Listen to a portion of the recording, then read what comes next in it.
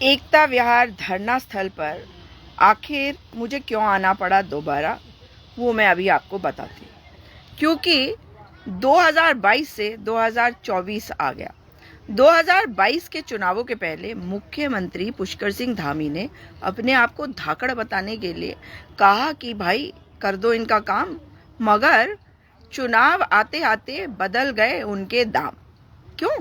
क्योंकि एक पत्र आया जब वे बन गए दोबारा से मुख्यमंत्री नई सरकार के, और उसमें उन्होंने कहा कि भाई 31 मार्च 2022 के बाद तुम लोग मेरे को करो टाटा बाय बाय। अब हमारे कोविड कर्मियों ने कहा कि भाई टाटा बाय बाय क्यों? क्योंकि प्रधानमंत्री नरेंद्र मोदी ने तो कहा था कि आप लोगों को परमानेंट कर दिया जाएगा, और फिर धाकड़ धामी हार चुके थे, हैंडसम धामी हार चुके थे, और हैंडसम धामी को दोबारा से मोदी जी ने कहा इनको लड़वाना है चुनाव, तो वो चले गए चंपावत। अब जब चंपावत से उन्होंने चुनाव लड़ा, उसके पहले कोविड कर्मियों ने कहा चलो चंपावत, बस फिर क्या था, तोड़ फोड़ की इनकी राजनीति शुरू हो गई। और उसके बाद कहा गया इनमें से कुछ को हम दे रहे हैं नौकरी, और फिर से एक पत्र आ गया, विस्तारीकरण का भी आ गया, किसी को परमानेंट भी कर दिया, मगर कर दिया इन्होंने काम। आज 2 साल हो गए उस घटना को, और मार्च का महीना फिर से है 2024 में लोकसभा के चुनाव है। सुना है कि कैबिनेट में आज कोविड कर्मचारियों का मामला आया है। क्यों धामी जी, करेंगे कुछ? देखा जाएगा। लेकिन मैं तो आई हूँ एकता विहार धरना स्थल पे, और यहाँ पे मैंने कहा देखूं जरा कि शायद कैबिनेट की मीटिंग चल रही है तो हमारे ये बच्चे जो हैं शायद वहाँ पे होंगे, लेकिन ये तो मुझे यहीं पे मिल गए, और ये बैठे हैं यहाँ पे धरने पर। और अगर ये धरने पर बैठे हैं तो इसका कारण भी क्या है? पूर्व में भूख हड़ताल 110 दिन, धरने को आज दिन 258, दिनांक 14 मार्च 2024। समझ गए आप? 900 कर्मचारी, मतलब बिना तोड़े 258 दिनों का ये धरना, और ये संतोष बैठे हुए हैं। हाँ जी संतोष जी बताइए, आप यहाँ बैठे हैं, आज फिर से आपने खाना वाना तो खा लिया है? अच्छा, तो बताइए क्यों बैठे हैं यहाँ? नमस्कार मैम, जैसे कि आपने पहले भी हमारी वीडियोस को बार बार दिखाया सरकार की आंखें खोलने के लिए। मैम आज हमें 258 दिन हो चुके हैं मैम यहाँ धरने पे लगातार बैठे बैठे। अपनी एक हक की लड़ाई लेने के लिए आए थे हम, अपनी जॉब लेने के लिए हम धरना स्थल एकता विहार पे आए थे। उत्तराखंड सरकार के पांव पकड़ने हम उत्तराखंड में आए थे, ये देहरादून में आए थे कि ताकि हम अपना भविष्य सिक्योर कर सके। जो हमने कोविड में वो महामारी में काम करा था ना, उसका फल सरकार हमें दे सके। हमने अपने भविष्य को सिक्योर करने के लिए सोचा था कि सरकार हमें भार ना करते हुए हमें रोजगार देगी, हम अपना परिवार का पालन पोषण कर सकेंगे, अपनी रोजी रोटी का साधन बना सकेंगे। 3 साल लगातार काम करने के बावजूद आज हमें धरना स्थल पे फेंक दिया गया है मैम। फेंक दिया गया है तो अपने हमारी स्थिति बहुत खराब है। हमने पूर्व में 110 दिन की भूख हड़ताल भी करी, आज हमें 258 दिन हो चुके हैं लगातार बैठे बैठे बैठे बैठे, तब भी सरकार सोचने के लिए बिल्कुल तैयार नहीं है। कल एक न्यूज आई थी कि आपका कैबिनेट में आएगा मैटर, अब इसमें कितनी सच्चाई है तो शाम को पता पड़ेगा मैम। जरूर मुझे तो नहीं लगता कि होगा ऐसा, पर अगर होता है तो बहुत अच्छी बात है सर, क्योंकि हमें इस चीज के लिए हम लोग कहे बहुत प्रयास कर चुके हैं, बहुत प्रयास कर चुके हैं, धाराएं अपने सर पे लगा चुके हैं, 2 टाइम का खाना एक ही टाइम खा रहे हैं, क्योंकि हमारी स्थिति बहुत खराब हो चुकी है। 9-10 हजार की नौकरी पे 3 साल लगातार इतना काम नहीं कर पाए हम, इतने पैसे नहीं बचा पाए हम कि 2-3 साल तक हम लोग जो धरना कर सके मैम। ये हमारी बहुत बुरी दशा हो चुकी है।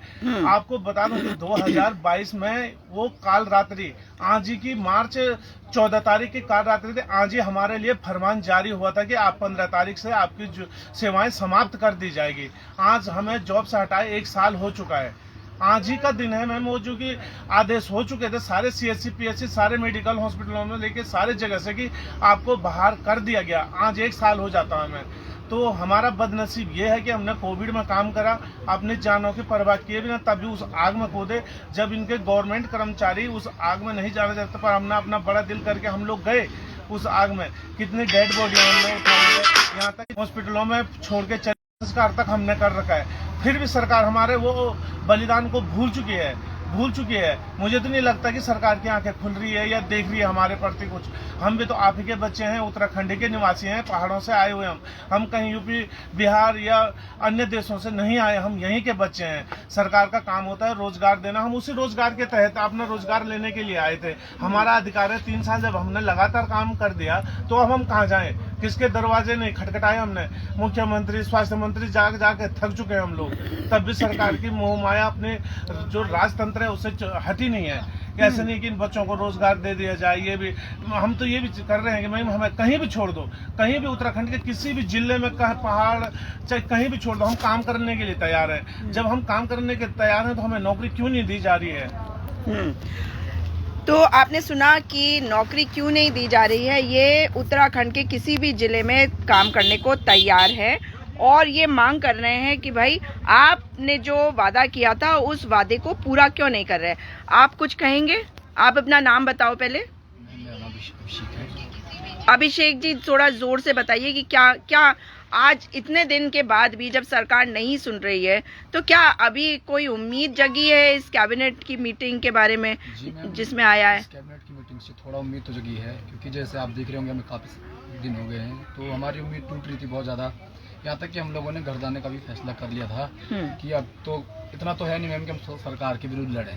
हमने बोला घर जाते हैं, घर परिवार भी है। तो अभी जब ये आया, कल हमने देखा कैबिनेट का, तो थोड़ा उम्मीद जगी है कि हम सरकार से उम्मीद है कि शायद करेगी हमारा काम। तो इससे तो आपको आप इतने दिन से आप लोग हड़ताल पे बैठे हुए, तो आप ये कह रहे हैं कि हम सरकार से तो लड़ नहीं सकते, लेकिन आप लड़ तो सरकार से ही रहे हैं। ऐसा है कि जागरूक तो कैसे करें उन्हें हमें समझ में नहीं आ रहा, क्योंकि 900 दिन तक मतलब आप अपने आप को असहाय महसूस कर रहे हैं। मगर ये तो मैं आपको बधाई देती हूँ कि आप लोग टूटे तो तब भी नहीं है। हाँ, 900 कर्मियों में से कई आ जाते हैं बार बार और आप लड़ाई 900 के लिए लड़ रहे हैं। मैम, जी, हम जो कोविड कर्मचारी थे, हमारा एक ही सपना था कि हम ये रोजी रोटी लेके अपना परिवार पालन पोषण कर सकें, क्योंकि हमारी 9-10 हजार रुपए की नौकरी थी। इसमें क्या कर लेगा आदमी? टैक्स का पैसा हमारा, हमने जब काम करना था तब उन्होंने हमें सैलरी देनी थी। हाँ। तो इतना बड़ा मुद्दा नहीं था मैम कि हमें नौकरी ना दे। और वो भी जब मोदी जी ने कहा था कि जो कर्मचारी 100 दिन कोविड में काम करेगा उसको रोजगार दिया जाएगा, उसका समायोजन किया जाएगा स्वास्थ्य विभाग में। स्वयं हमारे स्वास्थ्य मंत्री जी ने कहा है, हमारे पास प्रूफ भी है उस चीज का। फिर भी वो चीज अर्थ साबित हुई, क्योंकि कुछ लोगों को जॉब देने के बावजूद और हम लोगों को ये शमशान घाट या ये धरना स्थल दिया गया है। हमारी क्या गलती थी? अगर हमारी गलती है तो उसकी सजा हमें इस रूम में दोगे। अगर नहीं करना तो पहले ही मना कर देते। हम उस चीज के बारे में सोचते कि नहीं थी हमारे नसीब में, गलत जगह था। बार बार आश्वासन मिला, 9-11 महीने होने को आ गया, 1 साल हो गया पूरा, तब से आश्वासन ही आश्वासन मिलने जा रहे हैं कि आपका समायोजन होगा। कब होगा समायोजन? इतने परेशान तो लोग, मतलब जिन्होंने हमारा बुरा करा होगा उनके साथ भी इतना बुरा नहीं करते हम लोग। हाँ। ये उत्तराखंड के देवतुल्य क्षेत्र के लोग हैं हम, तो जो हमारा बुरा करता हम उसके बारे में भी अच्छा सोचते हैं। तो हमने तो वो कोविड में काम करा था, हमने तो लोगों का मतलब बहुत मोदी जी के बारे में तो आप लोगों ने बहुत अच्छा सोचा ही था, 2 बार ले आए, इसलिए आप मोदी जी आपके बारे में कितना अच्छा सोच रहे हैं। उन्होंने तो कहा भाई कि आपको नौकरी पक्का परमानेंट कर दिया जाएगा। अब क्या करें, अगर धामी जी नहीं कर पा रहे तो मोदी जी तो कर ही रहे थे कि नहीं कर रहे थे। सोच के तो ये आया था कि हमारे मोदी जी हमारे लिए बहुत अच्छा प्रस्ताव करेंगे, हमारे मुख्यमंत्री जी दोबारा हमने जिता के यहाँ पे भेजे, हमारे भविष्य के लिए अच्छा ही सोचेंगे, पर वो सिद्ध साबित नहीं हुआ। अब देखते हैं, आचार संहिता कल परसों से लगने वाली है। अब इस बीच में 2-3 दिनों में क्या फैसला लेती है सरकार, उस बीच में हमारी आंखें गड़ी हुई है। आप कुछ कहेंगे? नमस्कार मैम, मैं अर्जुन सिंह हरिद्वार से।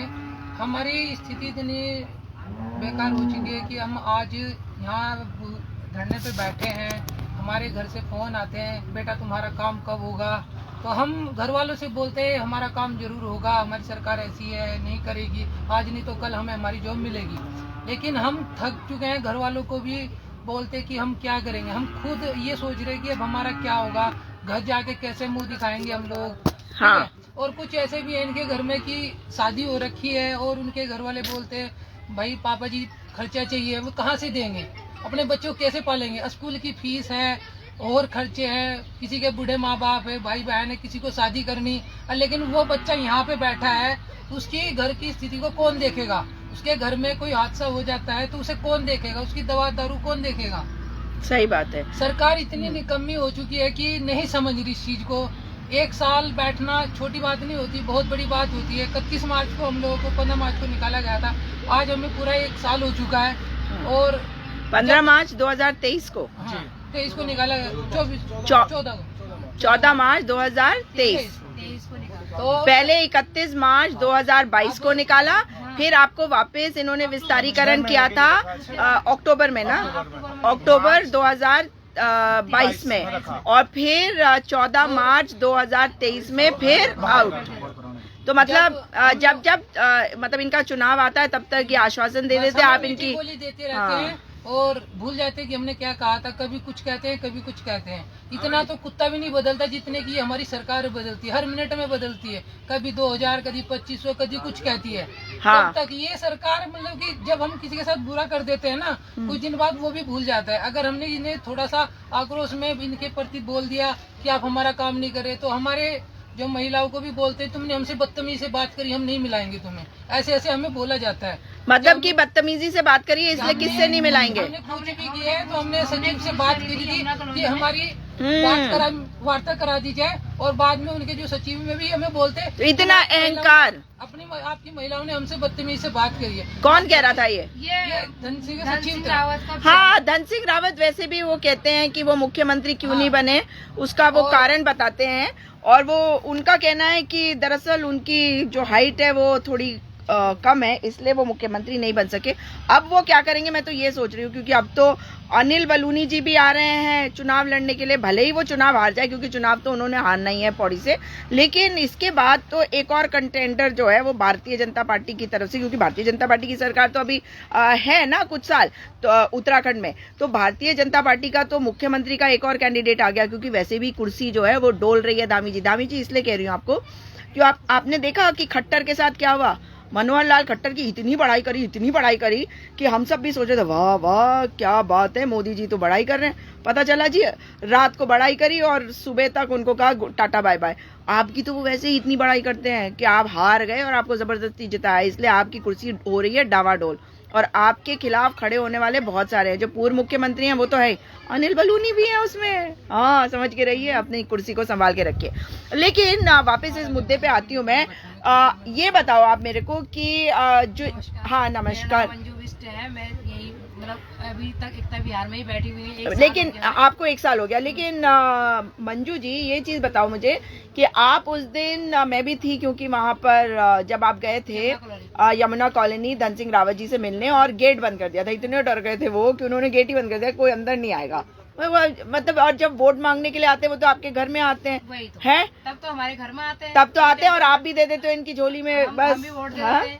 हाँ दे देते हो।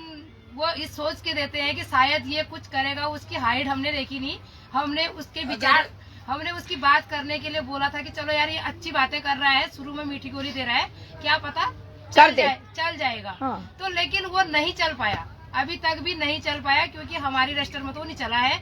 आगे और लोगों के रजिस्टर में चला होगा, वो पौड़ी वालों को चला होगा, हमें तो नहीं चला हुआ। अब आप तो इतनी बातें बोल रहे हो, वो पहले ही कह रहा है कि भाई मेरे से जो बदतमीजी से बात करेगा मैं तो उसको नहीं करूंगा। उसके तो हम घर पे जाके इस बार अगर वोट मांगने आ गए बीजेपी वाले, तो मैं जूते की माला लेके, माला बना के बीजेपी के कार्यकर्ता जो भी मेरे बीच आएंगे मैं उनके गले में लटकाऊंगी। ये मेरा साफ वायदा है, क्योंकि इन लोगों ने हमें 1 साल से इस एकता बिहार में बिठा रखा। क्या हमारे घर में बच्चे नहीं है, हमारे माँ बाप नहीं है, हमने एक त्योहार नहीं खाया अभी तक, न दिवाली देखी, न दशहरा देखा, न कुछ देखा। हम इस तप्पड़ भूमि में बैठ रखे, हमारे पास न घर है, न परिवार है, न कुछ है। क्या हमारा परिवार वहाँ बैठ रखा, हम यहाँ है। हमने अभी तक घर भी नहीं देख रखा। यमुना कॉलोनी का 3 बार का चक्कर हमने वहाँ का मार दिया, मुख्यमंत्री आवास का मार दिया, विधानसभा सत्र का मार दिया। तो विधानसभा सत्र में भी इन्होंने हमें बोला था कि हो जाएगा तुम्हारा, तुम चिंता ना करो। हमको बोला ज्ञापन दे दो, अपने ज्ञापन सौंपने के लिए थोड़ा ना, हमने कौन सा उनको न्योता देने जा रखे थे, लेकिन उन्होंने हमारे ज्ञापन पकड़ने के लिए बोला ज्ञापन पकड़ते, हम छोड़ दो, हमें बात कर दो। लेकिन हम दूसरे दिन भी इनका जवाब मांगने के लिए गए तो इन्होंने बोला कि महिलाएं यहाँ पर आकर के इन्होंने बदतमीजी करी। बदतमीजी क्या करी, हमने यही करा कि मतलब विरोध किया, मिलवा दो। बाकी हमारा अधिकार तो है, हम अपने अधिकारों से सामने जा रहे, ना कि हमने बदतमीजी करी। हम भी उसमें शामिल थे, हमने इसमें मिलाने की बात करी थी। अभी भी दूसरे दिन जब हम वहाँ पर गए तो बोला कि महिलाओं ने बदतमीजी करी, इसलिए हम तुमको नहीं मिलाएंगे। उसका क्या बोलते धन सिंह रावत का पीआरओ बोलता हमें, हम तुम्हें नहीं मिला सकते, आप चाहे लाख कोशिश कर लो, हम धन सिंह से नहीं मिला सकते। धन सिंह के हमारे पास जो इतने बड़े बड़े शब्दों से बोल रहे हो, आपने बोला कि मैंने ये बोला कि छत पे जाके बैठेंगे। मैंने ये जरूर बोला है कि मैं धन सिंह के घर आवास के छत पे जाके बैठूंगी धरने में, अगर हमारा नहीं होगा तो। अगर इस बार नहीं होता, आज का दिन हम वेट करते हैं, अगर नहीं होता है तो हम धन सिंह को क्या, धन सिंह के घर, क्या धामी के घर में भी जाके बताते। ठीक ठीक ठीक।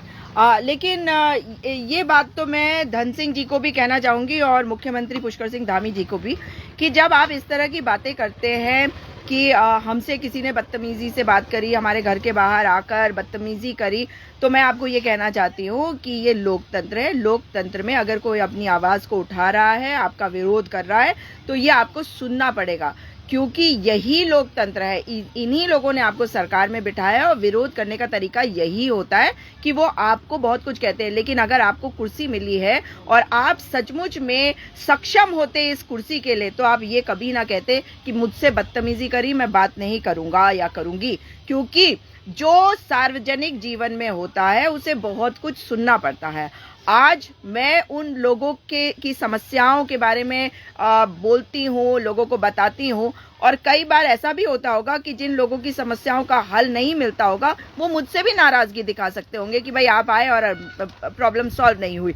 तो मुझे भी बहुत कुछ बिना मेरे कुछ करे, बिना और सिर्फ एक तरफा कोशिश करने के बाद भी मुझे कई बार अगर कोई कुछ कहता है तो मैं सुनती हूँ उस बात को, और यही सार्वजनिक जीवन में होने का एकमात्र रूल होता है। दूसरी बात, कल को अगर मैं किसी ऐसी जगह पे हूं जहां पर मैं लोगों की समस्या का समाधान कर सकती हूं और मैं उनकी समस्या का समाधान नहीं करती हूं, या लोग वैसे ही किसी मुद्दे पे नाराज हैं, वो आके मुझसे बात करते हैं, वो अपना गुस्सा जो है वो जाहिर करते हैं, इसका मतलब ये नहीं है कि वो मुझसे नफरत कर रहे हैं, वो मुझे अपना समझ के अपना गुस्सा बयां कर रहे हैं। ये सार्वजनिक जीवन का एकमात्र नियम है। तो इस एकमात्र नियम को शायद भारतीय जनता पार्टी के नेता इसलिए नहीं समझते क्योंकि सत्ता इन्हें बड़ी मुश्किल से नई मिली है, और एक के बाद दोबारा से अगर आप सत्ता में आ जाते, इसका मतलब ये नहीं हो जाता कि आपका चाल, चरित्र और चेहरा बदल जाए। चाल, चरित्र और चेहरा तो भाजपाइयों आप लोगों का वही है। और मुख्यमंत्री पुष्कर सिंह धामी, आप तो बताते हैं कि पेपर लीक मामले में जो बेरोजगार आवाज उठा रहा था वो तो किसी गैंग से संबंधित बता देते हैं। तो ये है धामी जी आपका चाल, चरित्र और चेहरा, कि जो आंदोलन करता है, जो प्रदर्शन करता है, जो विरोध करता है अपनी सरकार के सामने, आपके सामने, आप उसको गैंग का बता देते हो। दरअसल गैंग शब्द आप जब इस्तेमाल करते हो तो आपका चाल, चरित्र, चेहरा मुझे क्या बताता है? बताता है कि आप गैंग वॉर में विश्वास करते हो, और इसीलिए आपको लगता है कि हर विरोध करने वाला लोकतंत्र में एक गैंग का हिस्सा है। गैंग का हिस्सा वो नहीं है, वो लोकतंत्र का हिस्सा है, मगर आप लोग गैंग जरूर चला रहे हो अगर लोगों की बात नहीं सुन रहे हो। अब मैं बात करना चाहूंगी, आप बताओ कि थोड़ा सा सामने आ जाओ आप। हाँ, आपका नाम और आप कहाँ से हो? मेरा नाम मुकेश शर्मा, मैं डिस्ट्रिक्ट अल्मोड़ा से हूँ। आप अल्मोड़ा से? जी। हमें वैसे एक इसके अलावा भी एक बात पूछना चाहती हूँ, आपको पता है आपके सांसद कौन है? अजय टम्टा। हाँ, अजय टम्टा जी है। अच्छा, उनके पास गए थे आप इस समस्या को लेकर? तो मिलते भी नहीं है ना, कभी हमने उन्हें देखा फेस टू फेस। अच्छा, मिसिंग है? मिसिंग ही कह लीजिए, तो हमारे सामने नहीं है, हमारी नजरों में मिसिंग ही है वो हमारे लिए। अच्छा, ठीक। अब बताइए क्या कहना चाहेंगे आप? हमने कोविड काल में काम किया है, जिस समय इतना आपातकाल था, हमें कोरोना योद्धा का नाम दिया गया था, जो हमने स्वयं से नहीं रखा था। इस सरकार ने, हमारी बीजेपी सरकार ने हमें कोरोना योद्धा का नाम दिया था, हेलीकॉप्टर से फूल बरसाए थे, और अंत में हमें बाहर का रास्ता दिखा दिया। तो वो फूल की वर्षा और जो कोरोना योद्धा का नाम था, जो हमें प्रोत्साहन पत्र दिए थे, उनकी कोई वैल्यू हमारे लिए नहीं रही। एक साल से हम करीब यहाँ अपने हक को लड़ रहे हैं नौकरी के लिए, और आश्वासन से आश्वासन ही मिला है हमको कि हम कर रहे हैं, तुम्हें लगा रहे हैं। अब 1-2 दिन में आचार संहिता भी लगने वाली है। आज शाम को एक कैबिनेट है, उसमें हमारा अखबारों के माध्यम से हमें पता लगा है कि उसमें हमारा कोविड कर्मचारियों का मामला आने वाला है। अगर आने वाला है तो बहुत अच्छी बात है, वो तो अभी वक्त बताएगा, क्योंकि भी कैबिनेट में समय है। पर अगर हम कोविड कर्मचारियों को नौकरी नहीं देती है या अगर हमको यहाँ से नौकरी नहीं मिलती है तो हम वोट भी नहीं देंगे। नौकरी नहीं तो वोट भी नहीं मिलेगा। नहीं, वोट बिल्कुल नहीं देंगे या वोट किसी और को देंगे, ये कह रहे हैं? इस सरकार को नहीं देंगे जो हमें नौकरी नहीं दे सकती, भाजपा को, उससे हम वोट भी नहीं देंगे। तो भाजपा को वोट नहीं देंगे। धामी जी सुन लीजिए, मुझे तो बहुत अच्छा लगा सुन के कि भाई इनको ये जो भाजपा के एकदम पक्के वोटर है वो वोट नहीं देंगे। मुझे तो अच्छा लगा भाई, सीधी बात है। हाँ, आप में से और कोई कुछ कहेगा?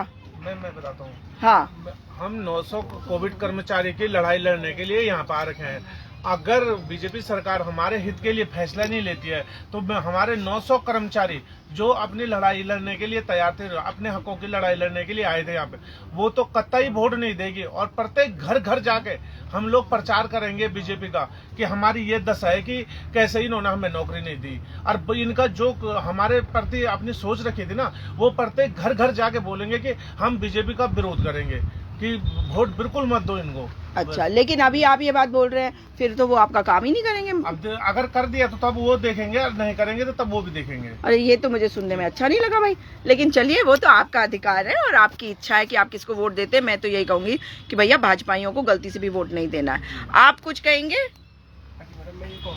आपका नाम क्या है और आप कहाँ से है? राजेंद्र कुमार। हाँ, अल्मोड़ा से हूँ मैं। अच्छा, आप भी अल्मोड़ा से हैं। आपने देखा अपने सांसद को? देखा नहीं मैडम। नहीं देखा?